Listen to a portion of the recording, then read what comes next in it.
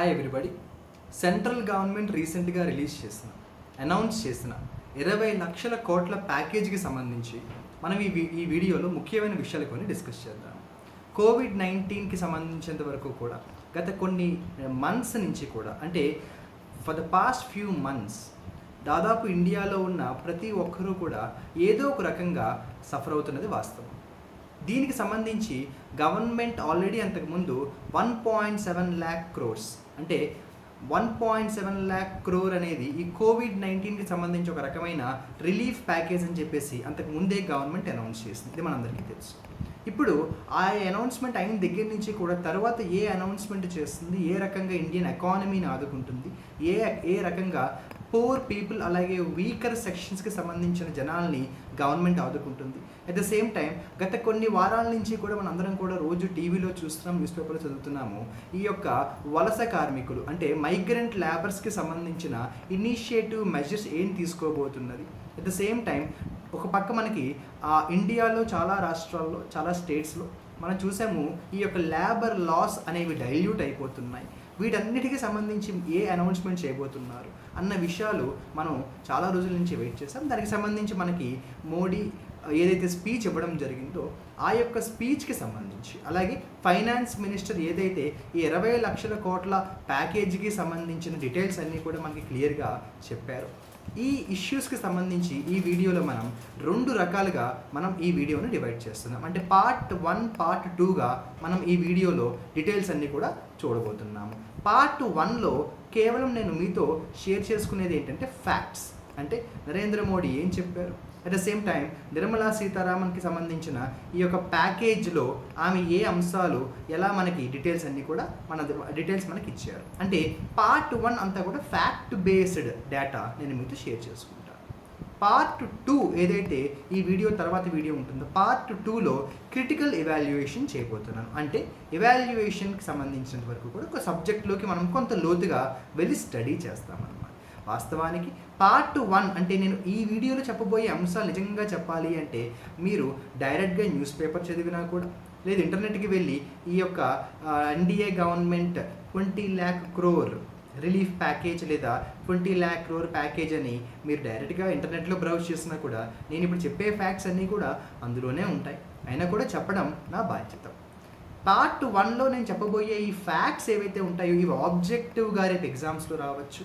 అది గ్రూప్ 2 అవ్వచ్చు, గ్రూప్ 1 అవ్వచ్చు, సివిల్ సర్వీసెస్ అవ్వచ్చు.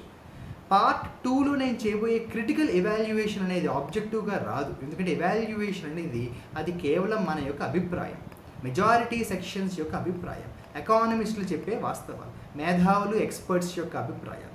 అవి ఆబ్జెక్టివ్ క్వశ్చన్స్లో రావు. కానీ ఒక ఇష్యూని ఎలా ఎవాల్యుయేట్ చేయాలి, ఎలా స్టడీ చేయాలి, దానికి సంబంధించి మన ఒపీనియన్ ఎలా జోడించాలి అన్న ఈ యొక్క కాన్సెప్ట్ పార్ట్ 2 వీడియో ఎవరికి ఉపయోగపడుతుంది అంటే ఎవరైతే గ్రూప్ 1 సివిల్స్కి ప్రిపేర్ అయ్యే స్టూడెంట్స్కి డిస్క్రిప్టివ్ సెక్షన్స్ వాళ్ళు అటెంప్ట్ చేస్తారు. ఆ డిస్క్రిప్టివ్లో ఎస్సే రైటింగ్కి సంబంధించి ఎలాబరేషన్ ఎలా చేయాలి అన్నది వాళ్ళకి చాలా ఉపయోగపడుతుంది. సో పార్ట్ 1లో నేను చెప్పే ఈ ఫ్యాక్ట్స్ అనేవి చూడాలి అనుకుంటే మీరు ఈ వీడియో చూడొచ్చు. లేదు నాకు ఫ్యాక్ట్స్ అవసరం లేదు, నేను డైరెక్ట్గా ఎవాల్యుయేషన్లోకి వెళ్తాను అనుకున్నవా డైరెక్ట్గా పార్ట్ 2లోకి వెళ్ళొచ్చు. ఇక ఈ ఎవాల్యుయేషన్ పార్ట్ 2లో ఉంటుంది కాబట్టి పార్ట్ 1లో చెప్పబోయే ఫ్యాక్ట్స్లో ముఖ్యంగా నేను 10 పాయింట్స్ మీతో షేర్ చేసుకోబోతున్నాను. అంటే నరేంద్ర మోడీ ఇచ్చిన స్పీచ్లో 10 విషయాలు ముఖ్యమైనవి నేను మీతో షేర్ చేసుకుంటాను. Number 1, make in India. Main Narendra Modi 1కి 10 సార్లు హైలైట్ చేసిన అంశం మేక్ ఇన్ ఇండియా. అయితే ఇది కొత్తగా నరేంద్ర మోడీ చెప్పింది కాదు. దాదాపు 2015-16 నుంచి కూడా నరేంద్ర మోడీ ఏ కన్వెన్షన్ అటెండ్ అయినా ఎలక్షన్ టైంలో ఎలక్షన్ క్యాంపెయిన్స్లో కూడా మేక్ ఇన్ ఇండియా ఎప్పటికైనా కూడా నేను ఇండియాలో సక్సెస్ఫుల్ చేస్తాను అని చెప్తూనే వచ్చారు. ఈ మేక్ ఇన్ ఇండియా అనేది నెంబర్ 1. ఇక నెంబర్ 2, సెల్ఫ్ రిలయంట్. ఇండియాని నేను సెల్ఫ్ రిలయంట్ కంట్రీగా చేయబోతున్నాను. అయితే ఇది కూడా కొత్తదేమీ కాదు. ఇది సెల్ఫ్ రిలయంట్ అనేది గ్లోబలైజేషన్కి వ్యతిరేకమా అంటే కాదు అన్న స్పష్టత ఆయన క్లియర్గా ఇచ్చారు. అది ఎలా ఇచ్చారు అంటే ఒక పక్కన సెల్ఫ్ రిలయంట్ గురించి చెప్తూనే మరొక పక్కన విశ్వగురు అనే కాన్సెప్ట్ని కూడా మన దగ్గరికి చెప్పారు. విశ్వగురునే వసుధైవ కుటుంబకం అని చెప్పేసి కూడా చెప్పడం జరిగింది. అంటే దాని అర్థం ఏంటి? వసుధైవ కుటుంబకం అంటే అర్థం ఏంటంటే the whole world is a family అన్న డెఫినేషన్తో కలిసి ఉంటుంది. అంటే ఒక పక్క సెల్ఫ్ రిలయంట్ అన్న పదాన్ని వాడుతూనే మరొక పక్క మనకి the whole world is a family, అంటే యాంటీ గ్లోబలైజేషన్ కాదు అనే విషయాన్ని చెప్పారు. అది ఎందుకు ఆయన క్లియర్గా చెప్పారు అంటే ఒకవేళ అది చెప్పకపోతే చాలా విమర్శలు ఆయన మీదకి వస్తాయి. ఎందుకంటే గ్లోబలైజేషన్ అవసరం అని ఎకానమిస్టులు చెప్తారు. ఎస్, కొంతవరకు అది అగ్రారియన్ సొసైటీని ఎఫెక్ట్ చేసిందన్నమాట వాస్తవమైనా కూడా globalization is definitely important, especially for a country like India.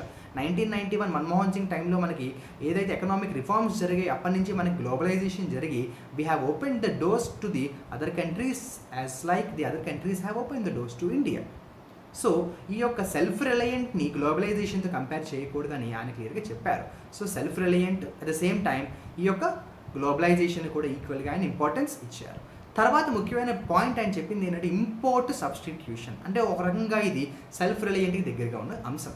Import substitution అంటే ప్రతి ప్రొడక్ట్ని, అంటే ముఖ్యమైన ప్రొడక్ట్స్ని ఇంపోర్ట్ చేసుకుంటాం జనరల్గా మనం ఇండియా, చైనా లాంటి కంట్రీస్ నుంచి.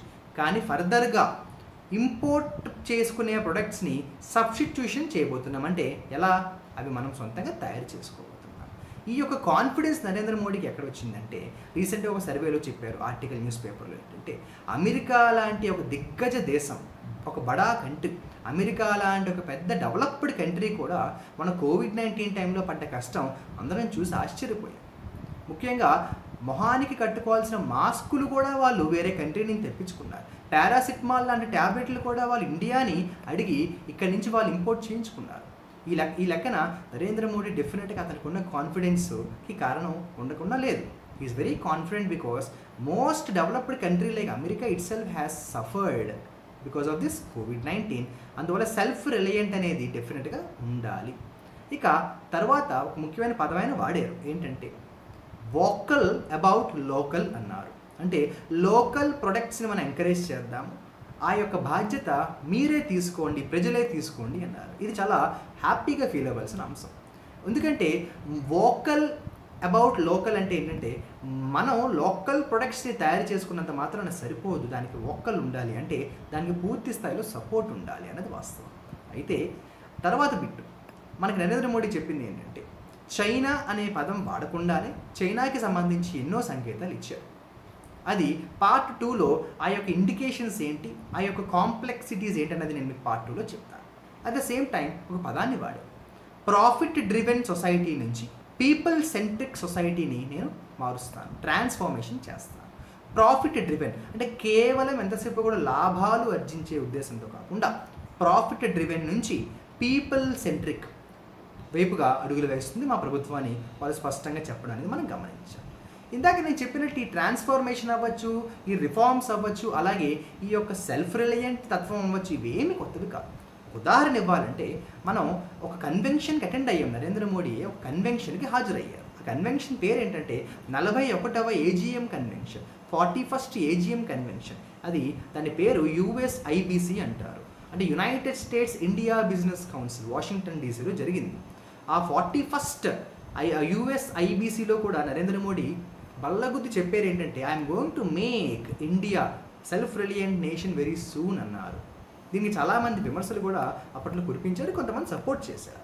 దీని గురించి లోతుగా మనం పార్ట్ 2లో మనం స్టడీ చేద్దాం. అంటే ఇప్పుడు నేను చెప్పేవి కేవలం ఫ్యాక్ట్స్ కాబట్టి వాటికి సంబంధించి ఒపీనియన్స్ నేనేమి చెప్పను.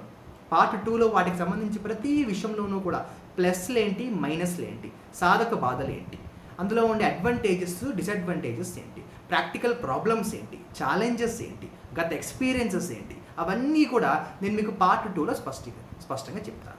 ఆ తర్వాత కరప్షన్ గురించి కూడా ఫ్రంటల్ అటాక్ చేస్తాము అన్నారు. ఆ తర్వాత ఆఖరిగా 3 పిల్లర్స్ ఆఫ్ ఎకానమీ అన్నారు. ఏమిటంటే స్మాల్ స్కేల్ ఇండస్ట్రీస్, అలాగే ఫార్మర్స్, అలాగే labour. Small scale industries, farmer, అలాగే లేబర్. డెఫినెట్గా మనం దీన్ని ఆహ్వానిస్తాం. అలాగే 4Ls గురించి కూడా చెప్పారని మన అందరికీ తెలుసు. 4Ls ఏంటంటే ల్యాండ్, లేబర్, లిక్విడిటీ, లా. ల్యాండ్, లేబర్, లిక్విడిటీ, లా, వీటి గురించి కూడా చెప్పారు. వీటికి సంబంధించి లోతుగా మనం పార్ట్ 2లో క్రిటికల్ ఎవాల్యుయేషన్లోకి వెళ్తాం. ఇక ఈ జనరల్ ఫ్యాక్ట్స్ చెప్పారు బాగానే ఉంది, కానీ ఈ టెక్నికల్ ఫ్యాక్ట్స్ సంగతి ఏంటి? టెక్నికల్ ఫ్యాక్ట్స్ అంటే ఏంటంటే అమౌంట్. ఈ యొక్క అమౌంట్కి సంబంధించిన ఫిగర్స్ అనేవి కాంపిటేటివ్ ఎగ్జామ్స్కి తప్పనిసరిగా మనం గుర్తుపెట్టుకోవాలి. అవి నేను చాలా ఫాస్ట్గా చెప్తాను, ఎందుకంటే అవి నిజం చెప్పాలంటే మనకి న్యూస్ పేపర్లో అవైలబిలిటీగా ఉంటుంది, అయినా కూడా చెప్పడం నా బాధ్యత కాబట్టి కొంత స్పీడ్గా చెప్తాను. టోటల్గా నరేంద్ర మోడీ అనౌన్స్ చేసిన ప్యాకేజీ మీకు తెలుసు, 20 లక్షల కోట్లు. ఇక ఇందులో ఎంఎస్ఎంఈస్కి ప్రత్యేకంగా కొల్లాటరల్ ఫ్రీ లోన్ స్కీమ్ అంటారు. కొల్లాటరల్ ఫ్రీ లోన్ స్కీమ్ ద్వారా ఎంఎస్ఎంఈస్కి ఆయన అలాట్ చేసింది ఎంతంటే 3 lakh crore, 3 లక్షల కోట్లు. 3 లక్షల కోట్లు. ఇన్కమ్ ట్యాక్స్ రిటర్న్స్ ఏవైతే ఉన్నాయో వాటి యొక్క డెడ్ లైన్ రెండోసారి ఆల్రెడీ ఎక్స్టెండ్ అయింది, ఆ తర్వాత ఎక్స్టెండ్ అయింది కొత్తగా నవంబర్ 30, 2020 నవంబర్ 30 దాకా ఇన్కమ్ ట్యాక్స్ రిటర్న్స్ అనేవి డెడ్ లైన్ ఎక్స్టెండ్ చేయడం జరిగింది. కోవిడ్-19 ప్రభావం వల్ల మనందరికీ తెలుసు. అదేవిధంగా టీడీఎస్, టీసీఎస్ ఏవైతే అమౌంట్ కట్టాలో ఆ టీడీఎస్ లాంటివి కూడా 25% డిడక్షన్ ఇవ్వడం అనేది జరిగింది నెక్స్ట్ ఇయర్కి అనమాట. ఆ తర్వాత ప్రావిడెంట్ ఫండ్ పేమెంట్స్ ఏవైతే ఉంటాయో ఈ పీఎఫ్ పేమెంట్స్ తగ్గించబడ్డాయి 12 నుంచి 10%. అంటే PF payments have been reduced from 12% to 10%. ఎవరికి? అటు ఎంప్లాయీస్కి అలాగే ఎంప్లాయర్స్కి కూడా రానున్న 3 నెలలు కూడా for the coming 3 months PF payments have been reduced from 12 months to 10 months. ఈ ఫ్యాక్చువల్ ఫిగర్స్ అన్నీ కూడా కాంపిటేటివ్ ఎగ్జామ్స్లో ఆబ్జెక్టివ్లో వచ్చే అవకాశం ఉంటుంది. డెఫినెట్గా రన్నింగ్ నోట్స్ లాంటిది మనం మెయింటైన్ చేసుకుని అవి గుర్తుపెట్టుకోవాలి. అట్ ద సేమ్ టైం ఆయన ముఖ్యంగా అండర్లైన్ చేసి చెప్పింది ఏంటంటే ఈ 20 లక్షల కోట్ల ప్యాకేజీలో ఏది ఇంక్లూడ్ అయి ఉంటుంది అంటే ఆల్రెడీ గతంలో అంతకుముందు అనౌన్స్ చేసిన ప్యాకేజీలు కూడా ఇంక్లూడ్ అయి ఉంటాయని ఆయనే చెప్పారు. సాధారణంగా అది చెప్పవలసిన అవసరం లేదు, కానీ ఆయన ఎందుకు చెప్పారంటే ఆయన చెప్పకపోయినా ఆయన ఈ యొక్క స్పీచ్ లేదా నిర్మలా సీతారామన్ ఒక స్పీచ్ ఇచ్చిన ఒక గంటకైనా కూడా మనం క్యాలిక్యులేషన్స్ చేసుకుంటే ఆ విషయం మనకే అర్థమైపోతుంది. అప్పుడు విమర్శలు వస్తాయి. కాబట్టి ఆయన చెప్పి ఒక రకంగా మంచి పని చేశారని చెప్పాలి. అయినా కూడా విమర్శలు వస్తున్నాయి. ఆ విమర్శలు ఏంటో మనం పార్ట్ 2లో చూద్దాం. సో గతంలో అనౌన్స్ చేసిన ప్యాకేజీలు కూడా ఇందులో ఒక భాగం అన్నారు. అంటే 20 లక్షల కోట్లు అనే ఫిగర్ని మనం ఫైనల్ ఫిగర్ అనుకోకూడదు, కొంత అమౌంట్ తగ్గిపోతుంది. ఉదాహరణకి గతంలో 1.7 lakh crores అనౌన్స్ చేశారు.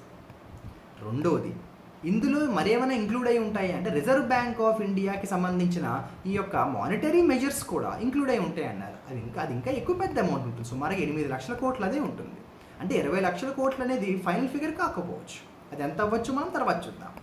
ఆ తర్వాత ఎంఎస్ఎంఈస్ ఏవైతే ఉన్నాయో ఈ యొక్క 3 లక్షల కోట్లు ఏవైతే ఉన్నాయో this will enable 45 lakh MSMEs. ఈ మైక్రో మీడియం ఏవైతే మనకి ఎంటర్ప్రైజెస్ ఉన్నాయో, మైక్రో స్మాల్ మీడియం ఎంటర్ప్రైజెస్ ఉన్నాయో సుమారు 45 లక్షల సంస్థలకు రానున్న 3-4 నెలలకి కూడా బిజినెస్ యాక్టివిటీస్ చక్కగా చేసుకోవడానికి హెల్ప్ అవుతుంది అన్న విషయాన్ని ఆయన చెప్పారు.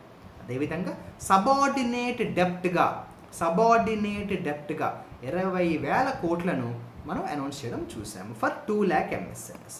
2 లక్షల ఎంఎస్ఎంఈస్కి సబార్డినేట్ డెప్ట్గా 20,000 కోట్లు. సబార్డినేట్ డెప్ట్ అంటే ఏంటి, లిక్విడిటీ అంటే ఏంటి, ఎంఎస్ఎంఈస్ ఇండియాలో ఎప్పుడు స్థాపించారు, ఇవన్నీ కూడా మనం లోతుగా స్టడీ చేయాలి.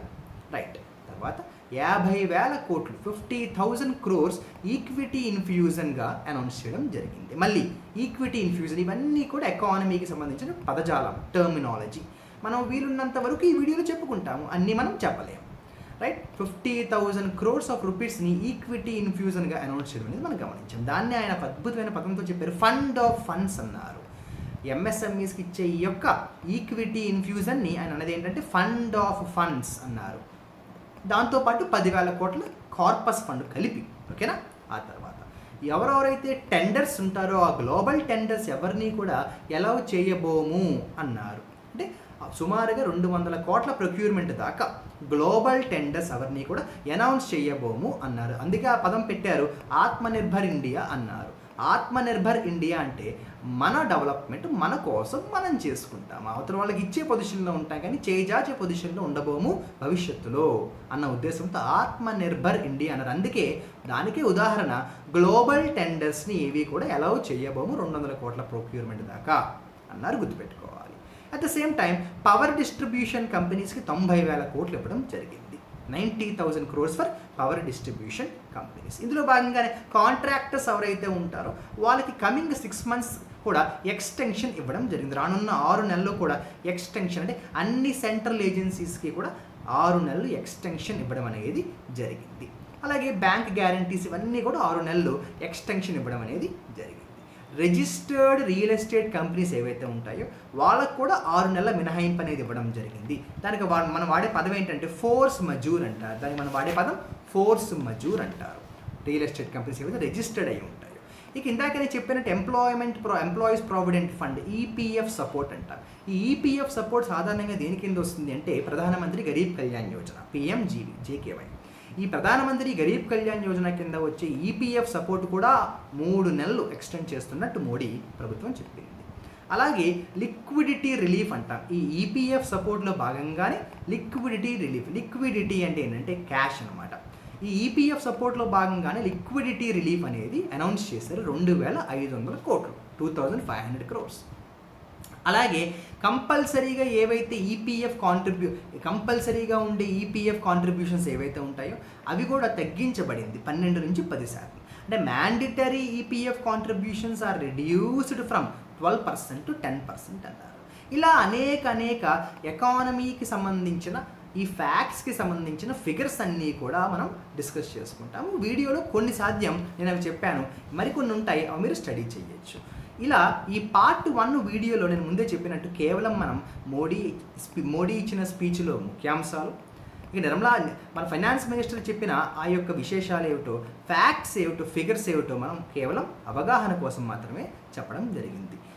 అయితే వీటిలో ఎన్ని సాధ్యం, ఎన్ని అసాధ్యం, అలాగే వీటిలో ఎన్ని ఉపయోగం, ఎన్ని ఇమ్మీడియట్గా పేదవాళ్లకు ఉపయోగం కానివి, how many of these are really useful to the poor, how many are not useful to the poor, ఇందులో ఏవి సరైన నిర్ణయాలు, ఏవి సరైన నిర్ణయాలు కావు, ఇవన్నీ కూడా మనం పార్ట్ 2లో క్రిటికల్ ఎవాల్యుయేషన్లో తప్పనిసరిగా లోతుగా చర్చించుకుందాము.